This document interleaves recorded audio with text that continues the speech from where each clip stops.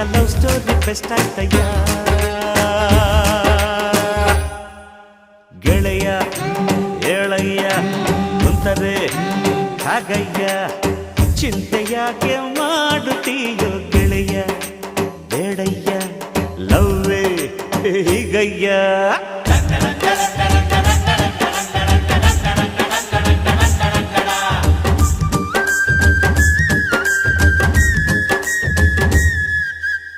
ಪ್ರೀತಿ ಕುರುಡು ಪ್ರೀತಿನೇ ದೇವರು ಅಂದ್ರು ಕವಿಗಳು ಸುಖವಾಗಿ.